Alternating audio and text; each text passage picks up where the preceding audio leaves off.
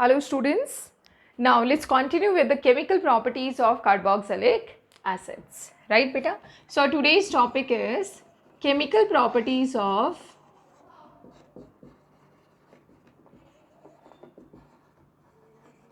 carboxylic acids. क्या क्या इनकी केमिकल प्रॉपर्टीज हैं, किस किस पार्ट की वजह से हम केमिकल रिएक्शंस इनके डिस्कस करेंगे. देखिए, अगर हम कार्बोक्सिलिक एसिड का स्ट्रक्चर देखें, so this is carboxylic acid. Okay, कुछ केमिकल प्रॉपर्टीज ऐसे होंगे जो हम इस एसिडिक हाइड्रोजन की वजह से डिस्कस करेंगे. Right, means across this OH bond. कुछ ऐसे केमिकल प्रॉपर्टीज होंगे जो हम किस बॉन्ड के अक्रॉस डिस्कस करेंगे बेटा? OH बॉन्ड के अक्रॉस.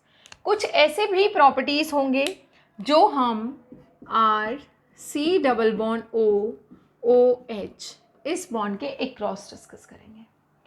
कुछ ऐसे भी केमिकल प्रॉपर्टीज होंगे जो हम इस बॉन्ड के अक्रॉस डिस्कस करेंगे. राइट, कुछ ऐसे भी प्रॉपर्टीज होंगे जिसमें हम ये पूरा पार्ट यूज करने वाले हैं, पूरा कंप्लीट पार्ट. कुछ ऐसे भी होंगे which will be carried out across this R group.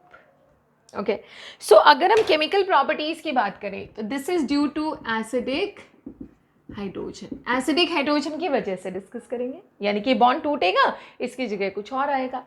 दूसरा, due to this OH group across COH bond, जिसमें हम इसके डेरिवेटिव्स बनाएंगे. क्या बनाएंगे बेटा? हम कार्बोक्सिलिक एसिड के डेरिवेटिव्स हम यहाँ पे बनाएंगे. इसमें ये एसिडिक हाइड्रोजन की वजह से यहाँ पे हम कार्बोक्सिलिक एसिड के 4 डेरिवेटिव्स बनाएंगे. Ester, acid amide, acid chloride and acid anhydride, ये चारों बनाएंगे यहाँ पे. इस पूरे मॉलिक्यूल माने इस पूरे कंप्लीट, पहले कंप्लीट नहीं, across C double bond O, तो हम इस कार्बोनिल कार्बन के अक्रॉस में रिएक्शंस डिस्कस करेंगे. जैसे अगर हम इसका रिडक्शन करते हैं तो कुछ ऐसे भी रिएक्शंस होंगे which will be carried out across the C double bond O. कुछ ऐसे रिएक्शन होंगे जिसमें कंप्लीट पार्ट यूज होगा and some of the reactions are being carried out at alkyl group. तो यहाँ पे फॉर्मेल्डिहाइड वाला रिएक्शन नहीं होगा, मीन्स यहाँ पे HCOOH के अक्रॉस ये रिएक्शन नहीं होंगे. बाकी इन सब में तो फॉर्मिक एसिड भी अपना पूरा पूरा सहयोग देगा, मानी that will also take part in all the reactions except this reaction which will be carried out at R group. तो कितनी वैरायटी के रिएक्शंस हैं.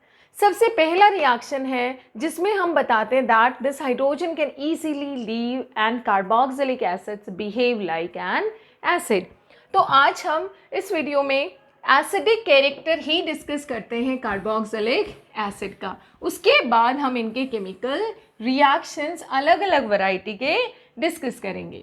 So this is acidic nature of carboxylic acid. Carboxylic acid का acidic nature होता है, ये पता कैसे चला पहले देखते हैं. कोई reaction, let's say you are having acetic acid. Acetic acid को अगर हम पानी में डालते हैं H2O में, तो हमें क्या मिलता है? Will be getting acetate ion plus H3O positive. इसने H पॉजिटिव लूज किया, that H positive combines with H2 and forms hydronium ion. Hydronium ion यहाँ से बना. Now because this is a weak acid, ये जो एसिटिक एसिड है ये कैसा एसिड है बेटा? वीक. वीक हम क्यों बोलते हैं? क्योंकि अगर इसके सामने हम मिनरल एसिड्स लेते हैं like HCl, like H2SO4, like HNO3, sulphonic acids even, तो उन सब के सामने इसका डिसोसिएशन कम है, तो इसलिए हम इसको वीक एसिड बोलते हैं. They all are very strong acids. जो इनऑर्गेनिक एसिड्स हैं या मिनरल एसिड्स हैं लाइक HCl, HNO3, वो सारे बड़े स्ट्रॉन्ग एसिड्स हैं. और ये जो एसिड है उनके सामने क्या है? वीक, यानी कि कंप्लीटली आयनाइज नहीं होता. अगर हमने इसके 100 मॉलिक्यूल्स लिए हैं तो उसमें से कुछ ही मॉलिक्यूल H पॉजिटिव लिबरेट नहीं मतलब करेंगे, बाकी नहीं करेंगे, इसलिए इसको वीक बोला जाता है. तो देखो, इसका H positive combines with this, तो हमें यहाँ से एसिटिक एसिड ये है. एसिटिक एसिड से हमें क्या मिला बेटा? Will be getting acetate ion plus hydronium ion. इस रिएक्शन से हमें पता चलता है कि this is acidic in nature. अब क्योंकि ये वीक है so this reaction will be in equilibrium. और यहाँ पे जो हम इक्विलिब्रियम कांस्टेंट मेजर करते हैं that is called Ka, means dissociation constant of acid. तो Ka क्या बोला जाएगा बेटा? This is called dissociation constant for acids. A represents acid. K के लिए एक्सप्रेशन लिखते हैं। देखिए K इक्विलिब्रियम कांस्टेंट है और क्योंकि यहाँ पे एसिड डिसोशिएट कर रहा है इसलिए we have called it dissociation constant for acids. So K का एक्सप्रेशन क्या होगा? प्रोडक्ट्स का कॉन्सेंट्रेशन का product H3O positive divided by reactants के कॉन्सेंट्रेशन का प्रोडक्ट। अब आप देखिए water, because this is the solvent, water excess में है, so H2O can be taken as 1, इसका कॉन्सेंट्रेशन कांस्टेंट रहेगा 1 ले लेते हैं। So Ka is equals to acetate ion into H3O positive divided by acetic acid। अगर हम K को देखें, K is directly proportional to H positive। H3O positive किससे बना है बेटा? H positive से, यानी कि Ka जो है that is directly proportional to concentration of H3O positive, or you can say Ka is directly proportional to concentration of H positive। मतलब जितना ज़्यादा H पॉजिटिव लिबरेट होगा उतना ज़्यादा Ka होगा, और जितना ज़्यादा H पॉजिटिव लिबरेट होगा उतना ज़्यादा एसिडिक स्ट्रेंथ होगा। So we can easily say that acidic strength of carboxylic acids is directly proportional to Ka। Ka के क्या हो गया बेटा? डायरेक्टली प्रोपोर्शनल हो गया है। अब हम देखते हैं Ka और Pk बहुत इंपॉर्टेंट है, दोनों की वैल्यूज गिवन होती है और आपसे पूछ लिया जाता है कौन ज़्यादा एसिडिक है। देखो Pka क्या होता है? Pka is equals to minus log of Ka। P इस P स्मॉल p का मतलब ही है माइनस लॉग, जैसे pH minus log of H positive concentration, ऐसे Pk is equals to minus log of Ka। So minus log of Ka की अगर हम बात करते हैं तो क्या होगा? यहाँ से क्लियरली इंडिकेशन मिल रहा है because of this negative sign Ka and Pk are inversely proportional to each other. So Ka is inversely proportional to Pk। अब आप देखो एसिडिक स्ट्रेंथ किसके डायरेक्टली था बेटा? Acidic strength is directly proportional to K और K is inversely proportional to Pk। इसका मतलब क्या हुआ? Acidic strength is inversely proportional to Pka। इसका मतलब है अगर Pk ज़्यादा तो Ka भी कम और एसिडिक स्ट्रेंथ भी कम। इसका मतलब ये है कि एसिडिक स्ट्रेंथ Pka के इनवर्सली प्रोपोर्शनल है। ध्यान रखिएगा बेटा, किसी एसिड का Pka ज़्यादा है इसका मतलब उसका एसिडिक स्ट्रेंथ कम है, किसी एसिड का Ka ज़्यादा है इसका मतलब उसका एसिडिक स्ट्रेंथ ज़्यादा है। They are directly but they are inversely. Clear to everyone? अब हम देखते हैं कार्बोक्सिलिक एसिड का Pka किस रेंज में है। अगर हम बात करें Pka of carboxylic acids falls in the range of 4 to 5। किस रेंज में फॉल करता है बेटा? 4 to 5। For example Pka of acetic acid, acetic acid का Pka है 4.76। 4.76 इसकी वैल्यू है बेटा, ठीक है। अब अगर हम कंपेयर करें इस कार्बोक्सिलिक एसिड को एल्कोहल्स एंड फिनोल्स, वहाँ पे हमने ऑलरेडी डिस्कस कर लिया था कार्बोक्सिलिक एसिड का कंपैरिजन हमने फिनोल से डिस्कस किया था वहाँ पे। तो एल्कोहल्स और फिनोल्स वाले यूनिट में एक बार आप गो थ्रू करेंगे, ज़रूर से देखेंगे कि क्यों हमने कहा था phenols are less acidic than carboxylic acid या carboxylic acid is more acidic than phenol. तो देखिए बेटा, हमने अगर हम कंपेयर करें, देखिए हमने लिया carboxylic acid RCOOH, right. Carboxylic acids are stronger acid than phenols. तो Ka value of carboxylic acid is stronger more than phenols, right? And phenols are stronger acid than H2O. H2O is stronger acid than alcohol. Alcohols are stronger acid than alkynes. Alkynes are stronger acid than amine and so on. Amines are stronger acid than alkenes. अब आप लोग कहेंगे कि ये सब तो stronger acid है ही नहीं, बट ये रिलेटिव टर्म है, मैंने पहले भी बताया है आपको. तो ये इनका के का ऑर्डर है. आप खुद देखिए, अगर हम कार्बोक्सिलिक एसिड, इधर मैं लिखती हूँ pK values. Carboxylic acid falls in the range of 4 to 5. Phenols का क्या रेंज है बेटा? In the range of 8 to 10. Water का है 14. एल्कोहल्स का है 16 to 18. अब आप खुद सोचिए, पीके वैल्यूज सबसे ज़्यादा किसकी है? एल्कोहल्स की. और सबसे वीक एसिड कौन है इन सब में? एल्कोहल. सो हम कह सकते हैं acidic strength is always inversely proportional to pK. अब आपसे कोई पूछ ले why phenols are strong weaker acid than carboxylic acid, तो ये मत लिख देना कि उसका पीके वैल्यू उसका ज़्यादा है और उसका कम है. No, pK doesn't decide their acidic, although this is decides, but हमें वहाँ पे एक रीज़न बताना पड़ेगा कि उसका रीज़न क्या है. जैसे अगर आपसे फिनोल और कार्बोक्सिलिक एसिड का पूछ लिया जाए, let's say prove why carboxylic acid is, पहले तो हम यही देखते हैं why carboxylic acid behaves like an acid.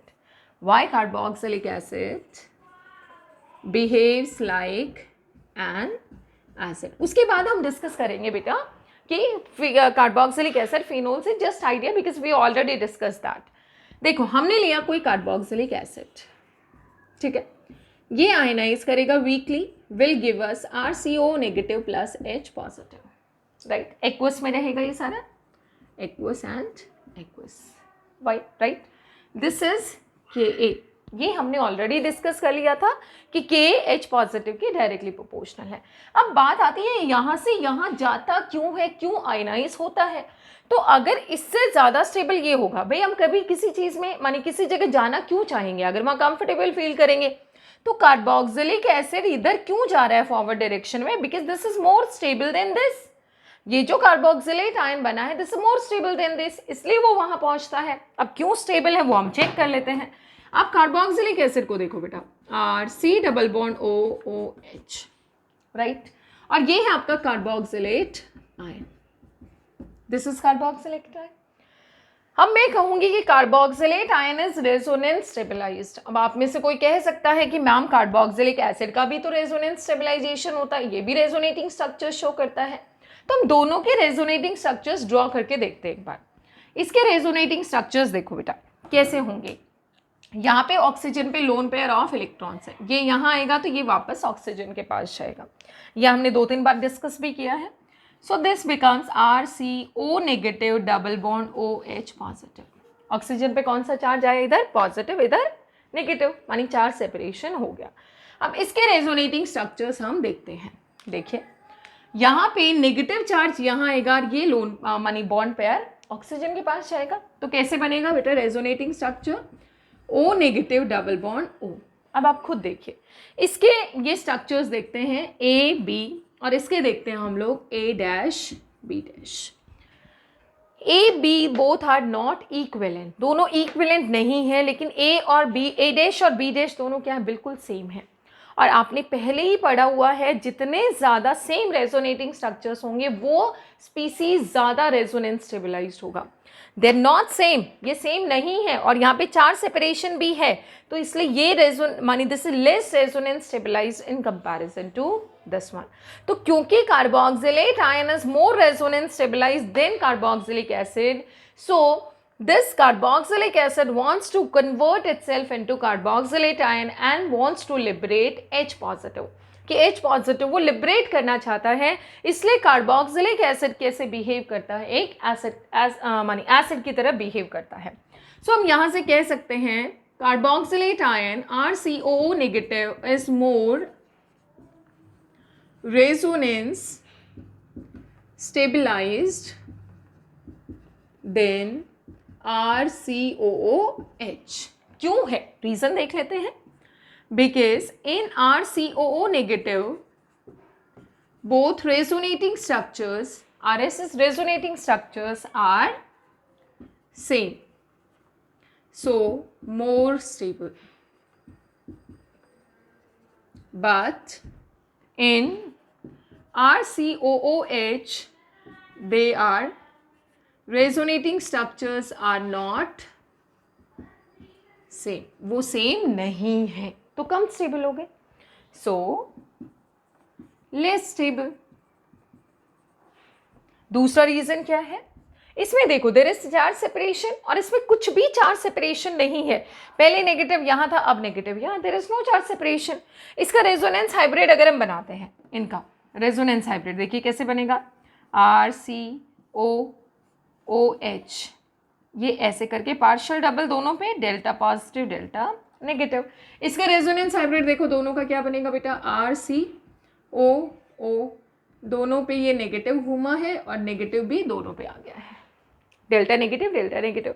So there is no charge separation, कोई चार्ज सेपरेशन नहीं हुआ, बस नेगेटिव डीलोकलाइज हुआ. तो और भी ज़्यादा अच्छी बात है, नेगेटिव चार्ज को तो घूमना ही पसंद है और इसको घूमने के लिए देखो 3 सेंटर मिल गए, तो ये घूमने के लिए ऐसे घूम रहा है. तो क्या हुआ कि in RCO negative there is no charge separation, कोई चार्ज सेपरेशन नहीं है. बट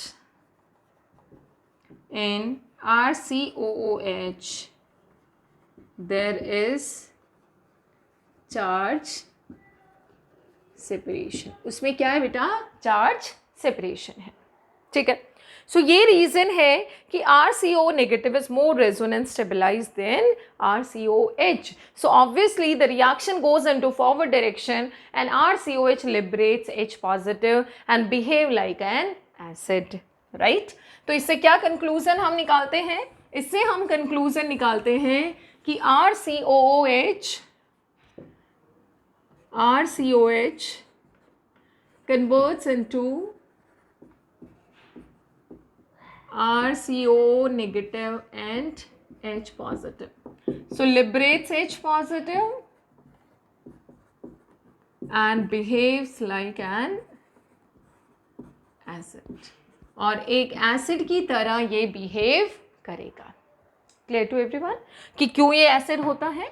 आई होप इसका आंसर आप सारे बच्चे कर देंगे. ये इसको एज H पॉजिटिव लिबरेट करके करवा के दिखाओ और फिर बता दो because this more resonance stabilised in comparison to this one. अब हम डिस्कस करते हैं कि कार्बोक्सिलिक एसिड जो है आपका, कार्बोक्सिलिक एसिड ज़्यादा स्ट्रॉन्ग एसिड क्यों है फिनोल से, वो इसमें एक आइडिया दूंगी आपको क्योंकि हम पहले ही डिस्कस कर चुके हैं. सो नेक्स्ट पॉइंट इसमें आता है why carboxylic acids are stronger acid then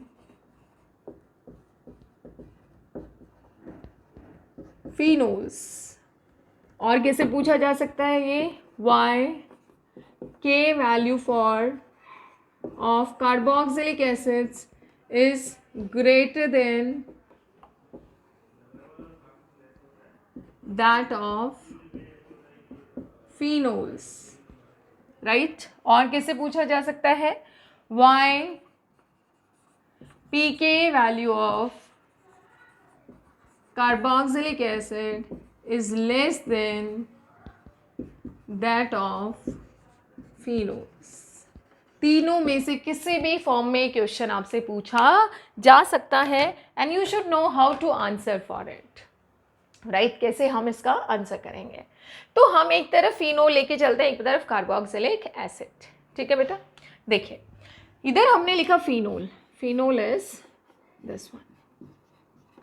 ठीक है, फिनोल अगर H पॉजिटिव लिबरेट करेगा it will be forming phenoxide ion और phenate ion plus H positive. Carboxylic acid agar, this is carboxylic acid, if it liberates H positive it forms carboxylate ion plus H positive, right? इसका है Ka और इसका let's say this is Ka dash. pKa की term में this is pKa and this is having pKa dash. तो इनका मतलब क्या है कि Ka is smaller than, अच्छा इन्होंने कहा हाँ इसका एसिड कांस्टेंट K डैश ये ज़्यादा है इससे, दूसरा pKa इसका ज़्यादा है, ठीक है, तो यही इन्होंने स्टेटमेंट में दिया है। तो ऐसा क्यों है? तो उसका रीज़न इसके स्ट्रक्चर्स में ही छुपा है। हम अगर फिनोल के रेजोनेटिंग स्ट्रक्चर, इसके फिनॉक्साइड के रेजोनेटिंग स्ट्रक्चर्स बनाएं, so resonating structures of phenoxide ions, देखते हैं क्या बनता है बेटा। मैंने पहले भी आप सबको बताया है, O नेगेटिव, देखिएगा this comes here, this goes there,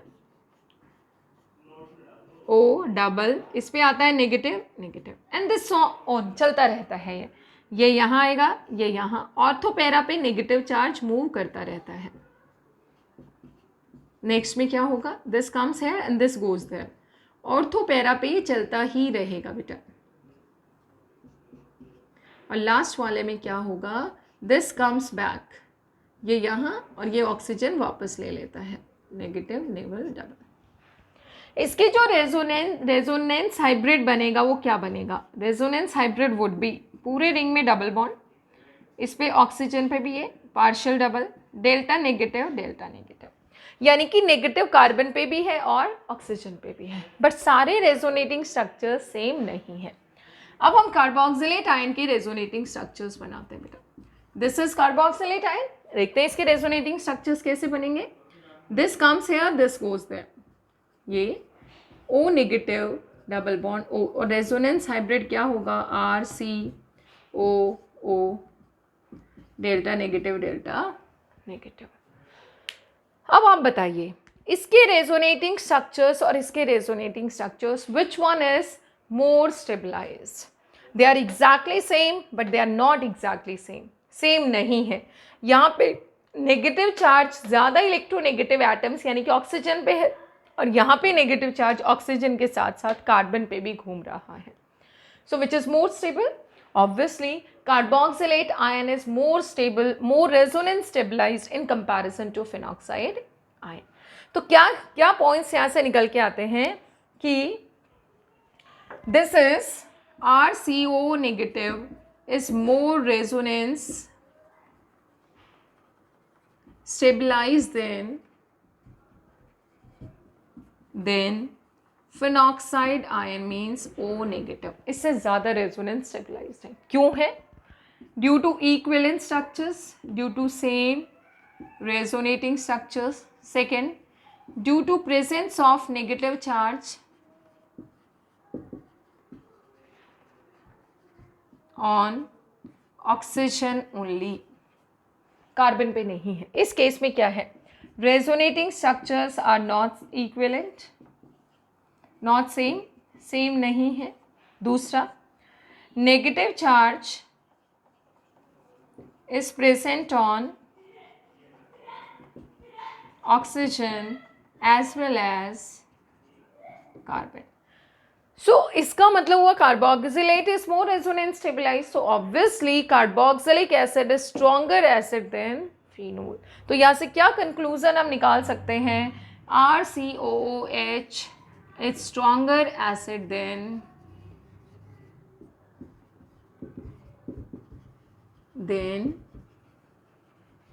phenol, right बेटा? So that is the conclusion why carboxylic acids are stronger acid than phenols. अब हम डिस्कस करेंगे effect of substance on the acidic strength of carboxylic acid.